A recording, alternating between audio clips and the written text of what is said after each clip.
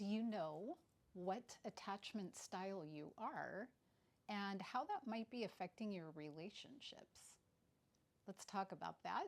But first, let's look at the shoes.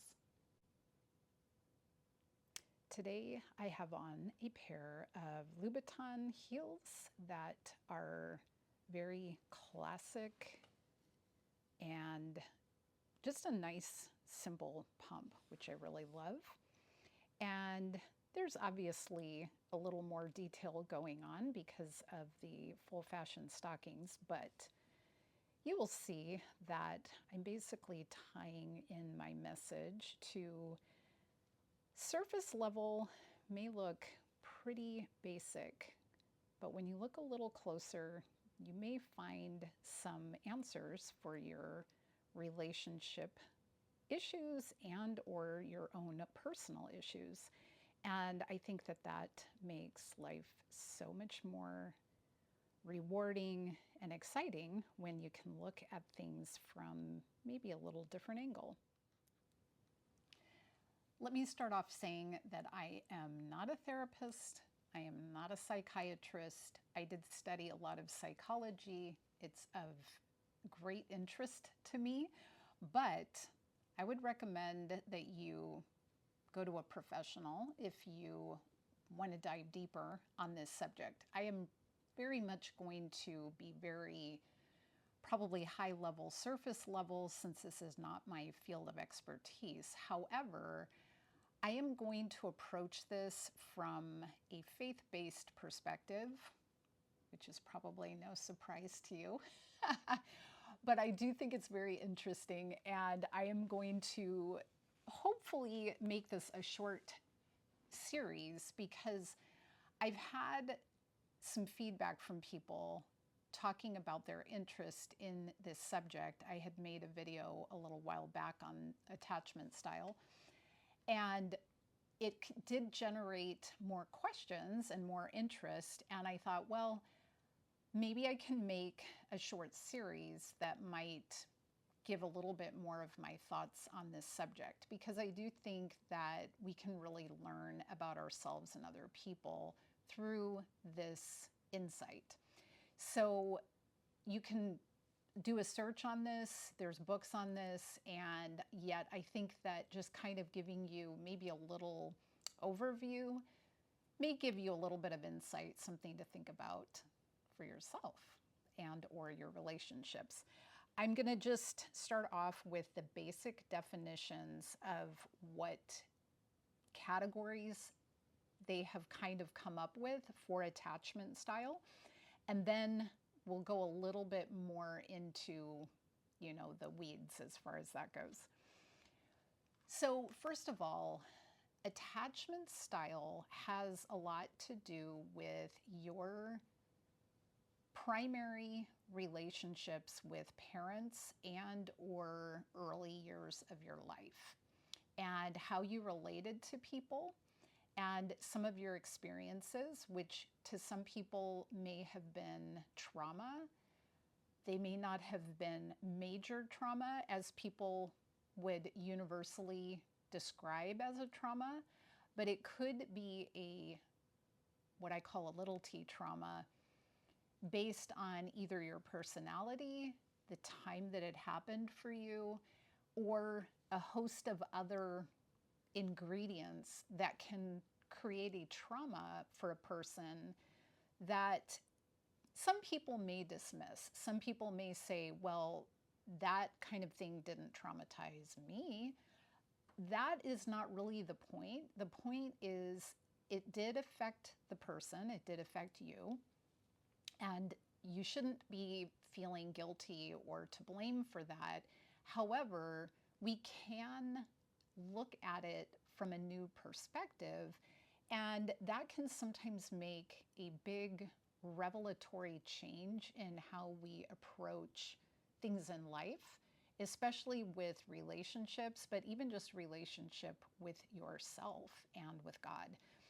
So these attachment styles are typically rooted in your childhood, We know that especially the first 5 years of life, but even, before your prefrontal cortex is fully developed, there's a lot that your brain is processing through the course of those years.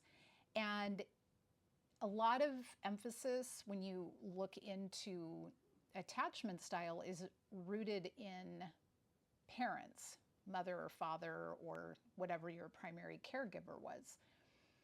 I do think this definitely extends beyond that into school age relationships you had with maybe classmates, friends, things like that. Because I think that we can have a little bit more of some gray zone in our attachment style.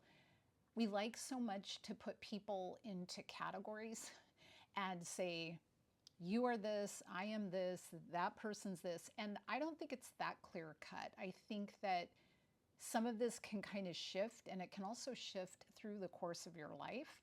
But I do think that there are some roots that we have to look at and then perhaps kind of come at from a different angle.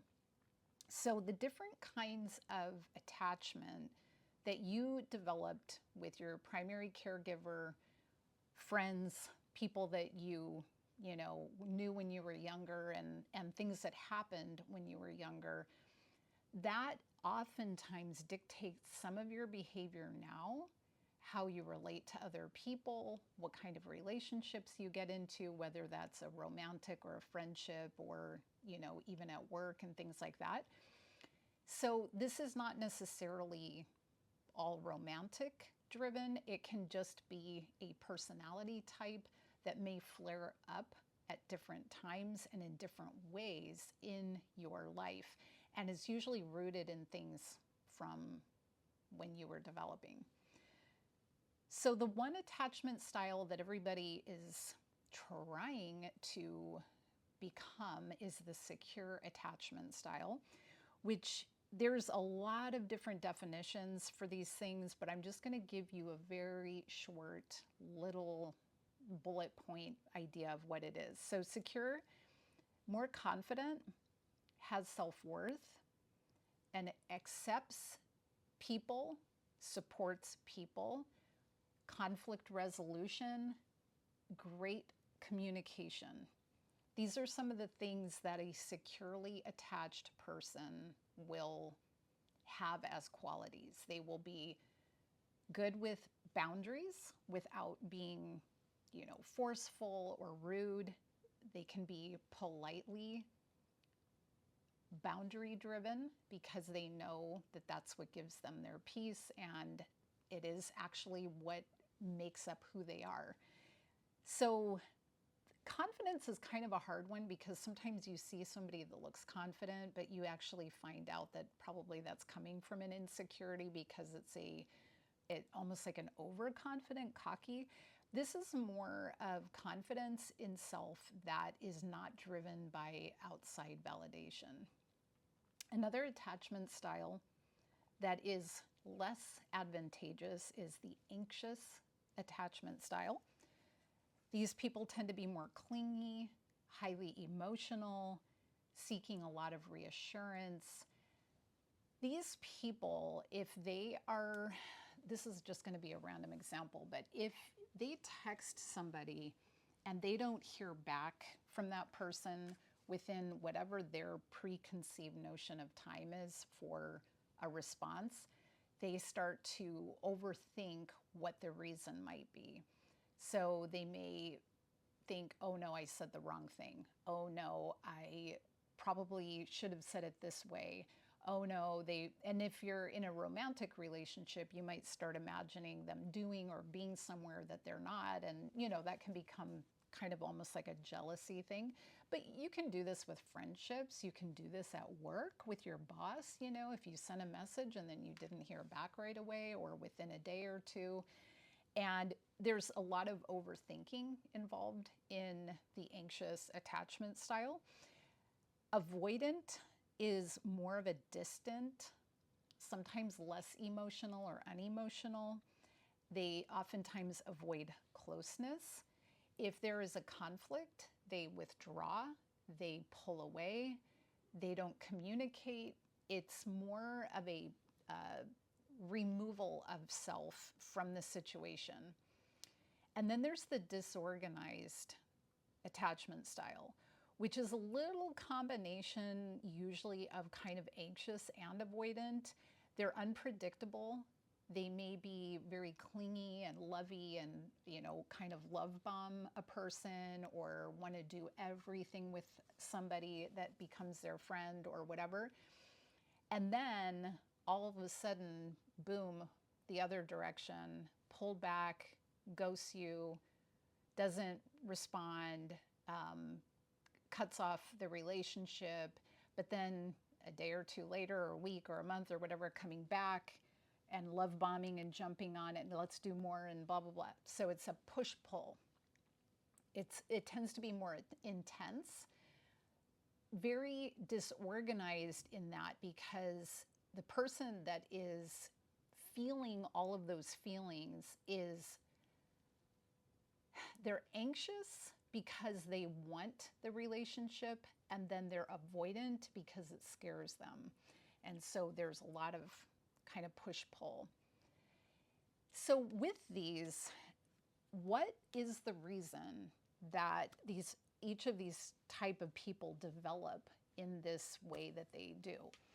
Well, I guess when I have researched it, read about it, heard about it, listened about it, it seems to be a lot based in fear is the first thing. So fear of abandonment or fear of rejection is very big for anxious and also disorganized style of attachment. Perhaps when they were growing up, they may have had a parent, a caregiver, or even friends that they felt that they had to earn those people's approval in order to be loved. There was a severe fear of being left and abandoned. And if you think about it, when you're a child, you are very dependent on people. You can't live by yourself yet. You can't earn the money. You can't get your own food. You're very dependent. And if you had parents, caregivers, and even I'll get more into friendships and maybe later in this video or in another video, because I think this part probably has a little bit more to do with parents and your personality type. But if you felt inconsistent in their love, in them supporting you, in them showing up for you, in them making you feel secure and safe, then you probably developed a fear, even if you didn't know it, a fear of being abandoned. So anxious people tend to be people pleasing, don't have the strongest boundaries, because even if they did have a boundary, in order to not lose somebody, they may step over their boundary to try to save that relationship.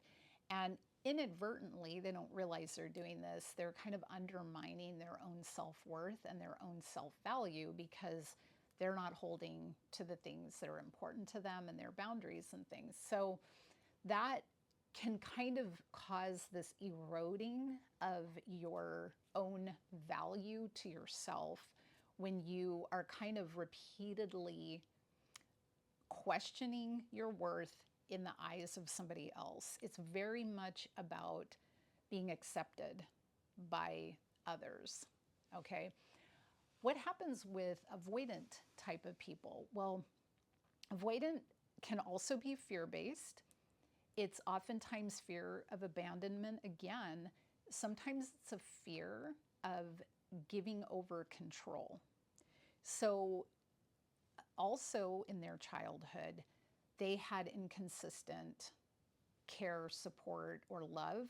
Even if the parents were there, if the parents were either checked out or they saw maybe the parents were treating different kids different ways, and so they got the impression that they're not as loved as somebody else or whatever, those things can trigger the avoidant style to be like, I can do this myself. I don't need anybody. I don't need to be dependent on anybody. And so closeness kind of freaks them out because they are sort of losing control.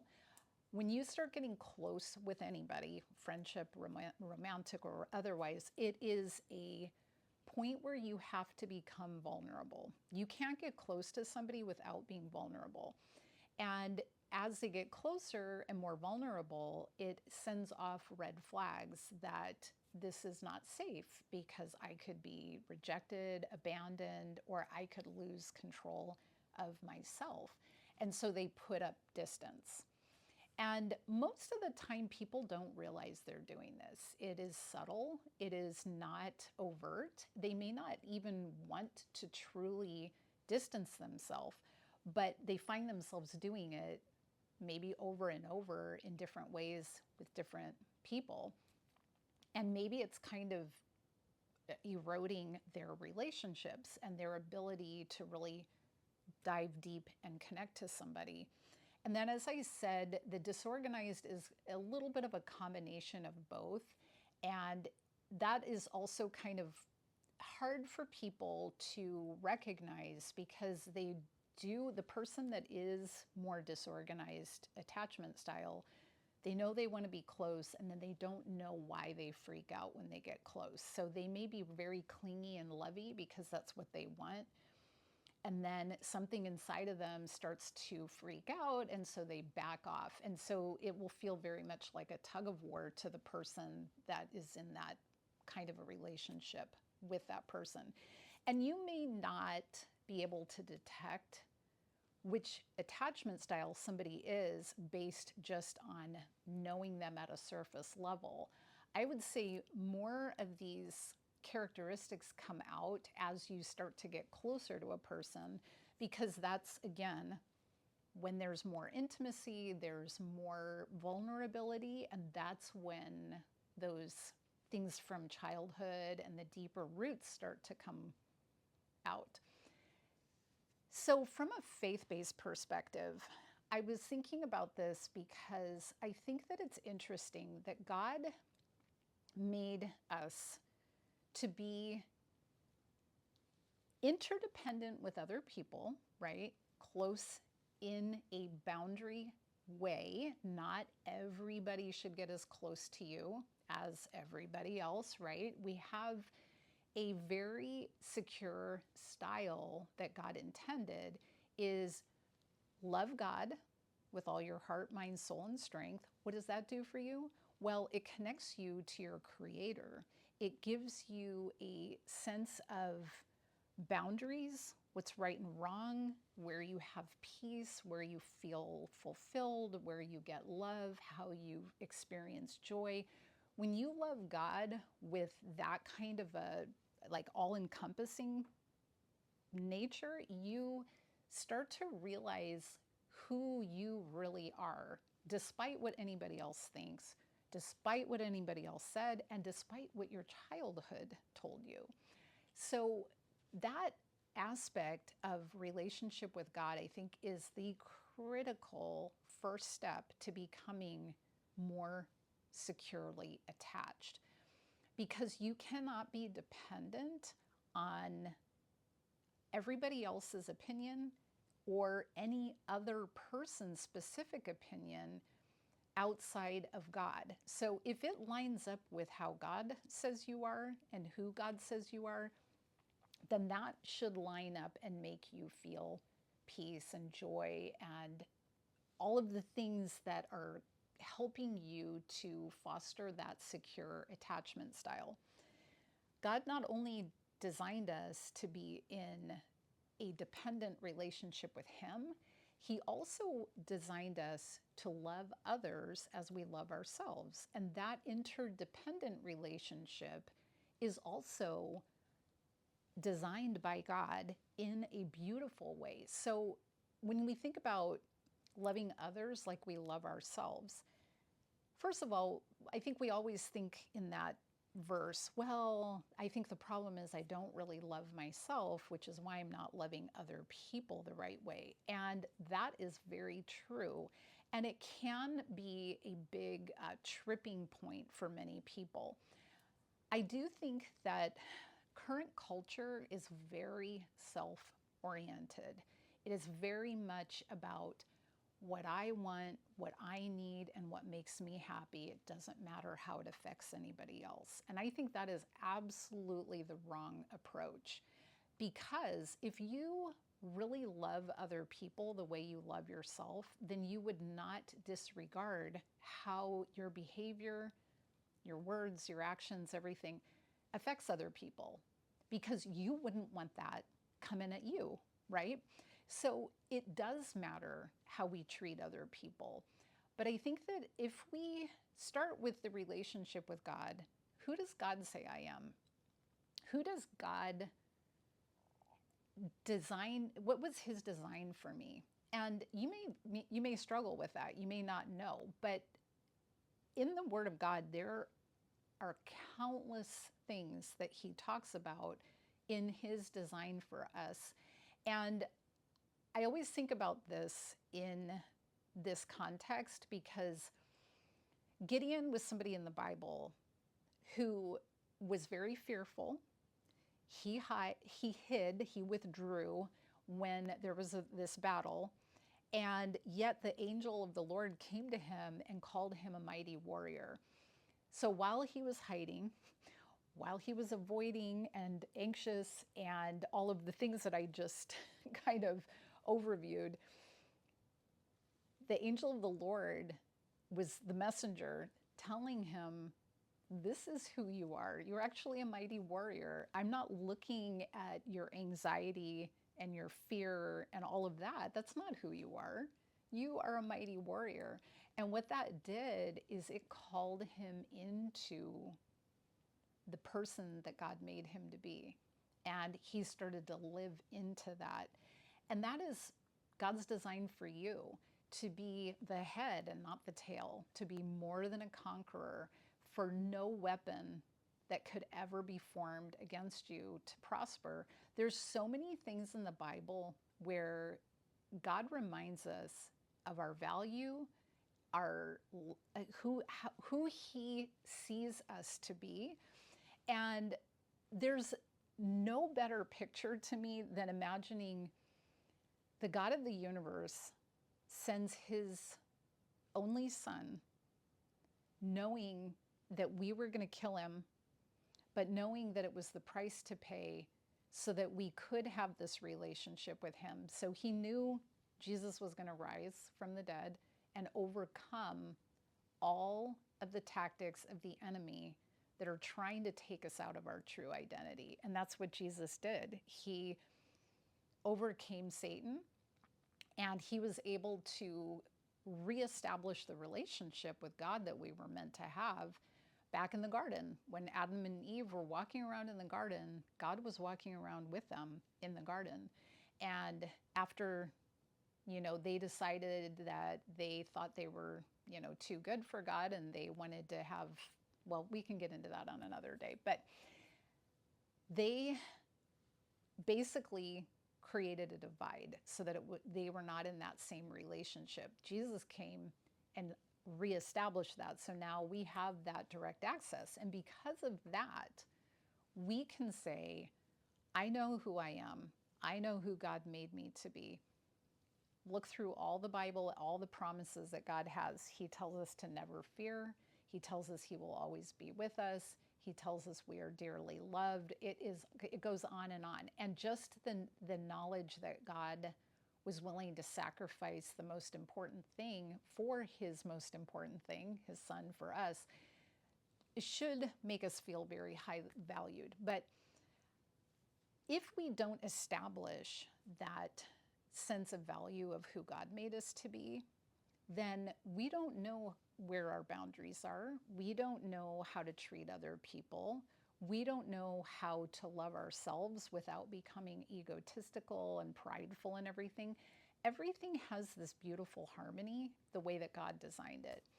Now, I know that because we have the enemy working against us, he is always going to come stealthily and not just directly in your face. It's going to come just a little left of center. So if God intended secure attachment, all of these other attachment styles are, to me, the enemy's attempt to just pull us off of who God truly intended and desires for us to live to be.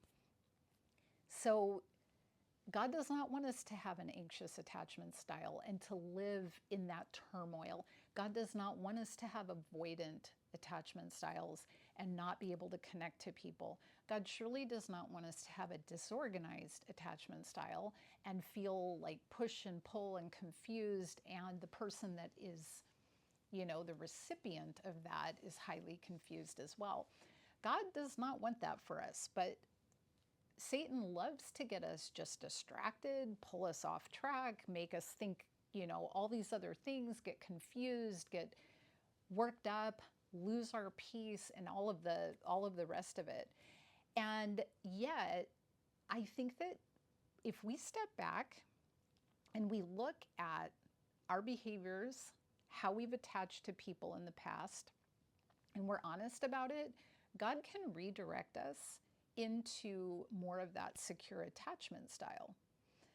I was talking to a friend who had gone through this a bit with somebody that she had dated, and for her, I think she's a very secure attachment style person. And when she first was dating this person, she felt like everything was going well, and then things started to flare up. And I could see through the description of what she talked about exactly what was going on. And she was like, I can't set myself on fire to keep this person warm. There was a lot of this push and pull.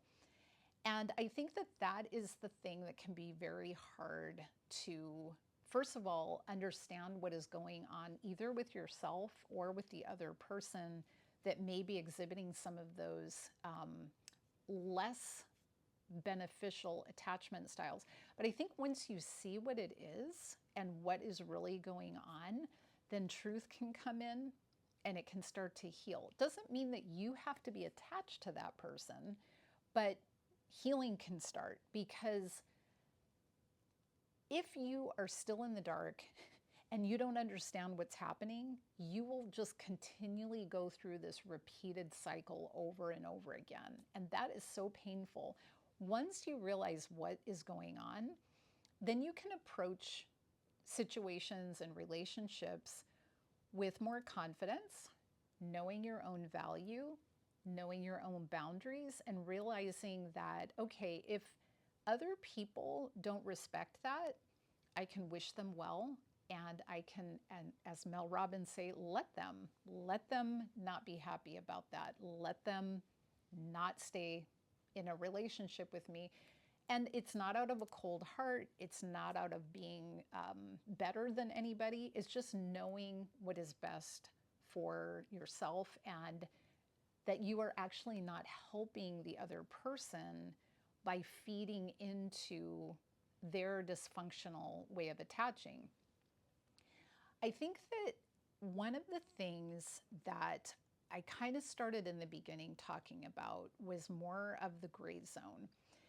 So I don't know that maybe there are some people, and I don't know what the percentage is, that are just securely attached and they don't get any anxious or avoidant or disorganized kind of reactions to things. I don't know that there's a lot of people that are just strictly in the secure category. I think that you can have a secure attachment style, but if you get in a relationship of any kind, friendship, romantic, otherwise work, and it's a gradual process of getting to know the person, and then something in that person's personality is triggering something in you, you may start to notice that you have a bit of an anxious or avoidant or disorganized attachment style. And I think that's a really useful information, because this is not about being better or perfect or any of that. It's recognizing, why am I reacting like this? Why am I overthinking this? Why am I putting all my energy into something that is not actually necessarily even true?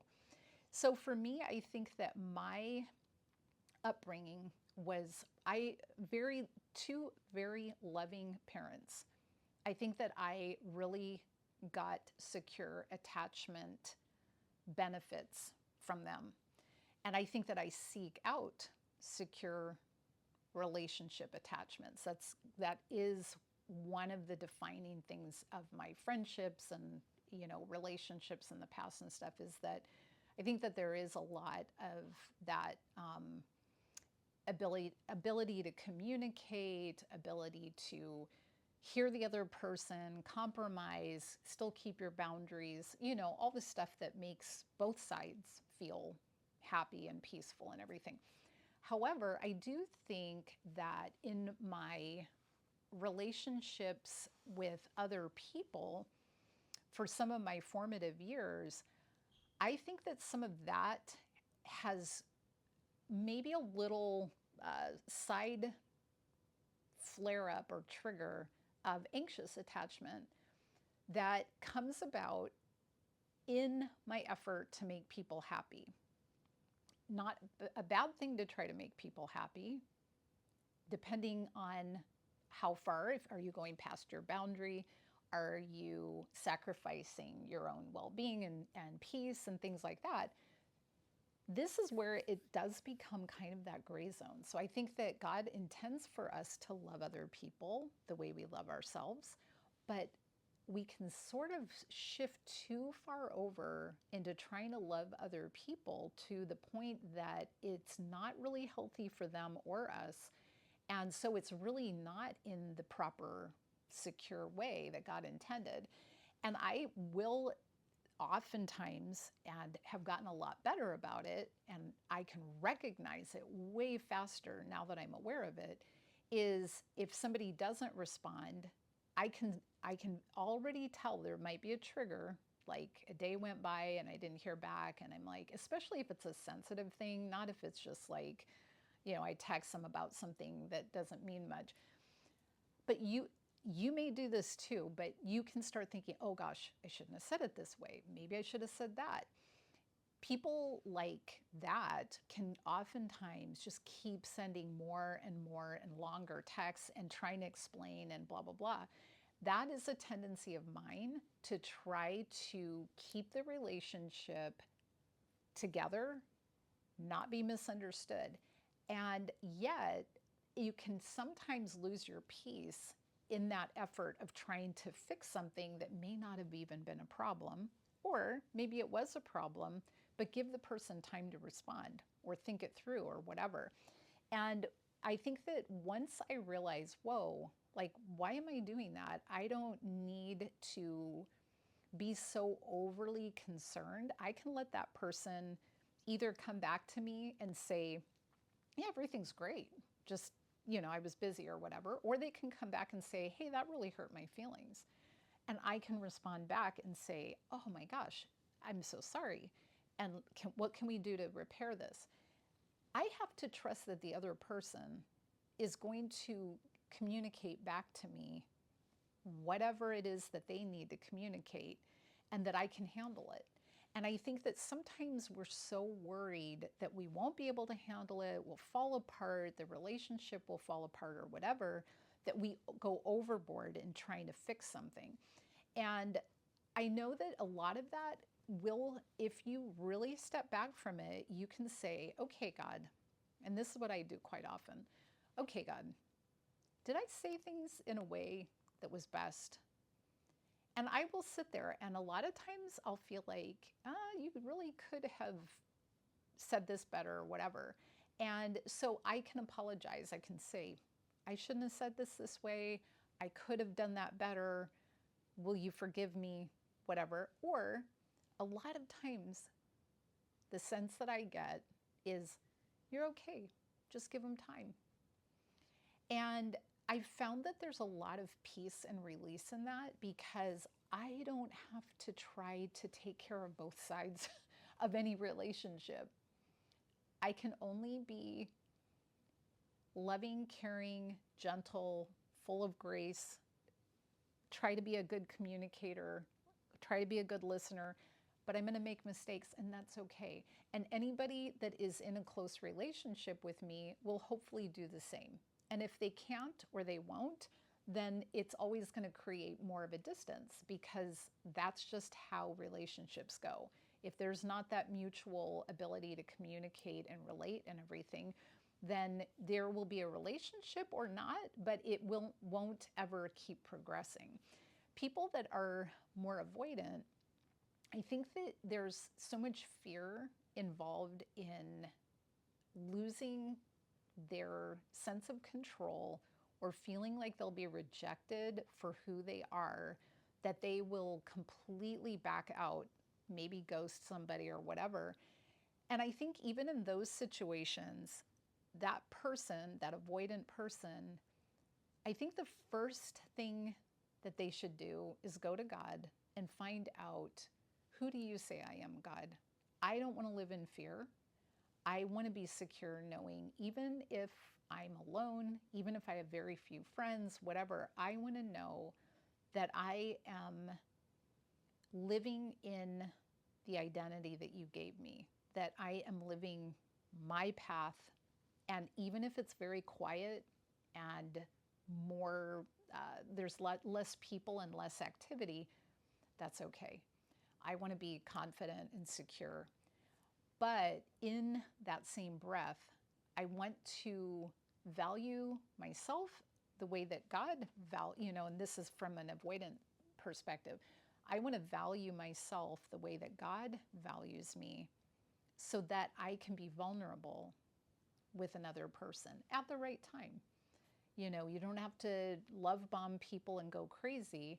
There's a healthy progression to getting to know somebody, friendship or otherwise. And I think that we've gotten so used to social media, very high-paced, not a lot of slow, old-fashioned, step-by-step, take your time. And I think that there's some slowing down that we need to do. Self-reflect, look at how you interact with people first. If you find yourself having maybe more of the anxious attachment style, and you look at your behavior and the things that you're doing, first off, start just self-evaluating. Stop worrying about how the other people are receiving you or accepting you or rejecting you or whatever. Start with the work with self, with God. And then the next step will be how you relate to other people. If you are in a place of avoidant and you feel like you're kind of isolated emotionally, physically, mentally, whatever, I would say stop worrying about all the other people, how they're acting or reacting to you, and start to look at, who has God made me to be? Who does God say that I am? And I think that I'm on a repetitive little theme here because I do think that that's the root. I think that Satan always wants us to get our eyes off of our relationship with God, and he will use any tactic to do that. Confusion, distrust, fear of rejection, fear of abandonment, fear of being close. All of the fears are always going to be coming from the enemy. God did not give us a spirit of fear. He gave us a spirit of love and of power and of a sound mind. That means that we do not need to live in fear. And so because fear is at the root of those other attachment styles that are not that healthy, we have to address the fear first. So we can look back and say, oh, I know where that fear came from. You may know where it came from. You may know what in your childhood, but does that small t trauma, or maybe it's a big T trauma. Does that have to define you today? Absolutely not. God has made you into somebody resilient, able to learn, grow, and rewire your mind. But first, you have to be aware, and then you have to make conscious decisions to reflect and connect in a healthy way. And that's my prayer for you. We can make more videos about this subject if you're interested, but Father God, I thank you so much that you give us security. We know that you are our creator. You're the one that designed us. You have a good plan for us. I know that there are probably a lot of people listening today that have attachment styles that have not been working, or maybe they are securely attached, but they do have some flare-ups that come, some triggers that come from other areas of their life, other things growing up. I just pray that you would shine your light into any of those areas where they feel fear, insecurity, a lack of attachment, a lack of love, anything that is not of you. I pray that you would rid them of that, help them to be more aware of the things that trigger them, but not just that, that they would actually be healed in the process of connecting to you and then connecting in a healthy way to others. And I thank you so much that you have given us the Spirit that works through and connects to our spirit, and that can change everything. We thank you for your love, all that you do to take care of us, your mercy and your grace. How grateful I am, and thank you so much. Hallelujah. Amen. All right, thanks so much for being with me. I hope that you are living an on fire day, and I will see you in the next one.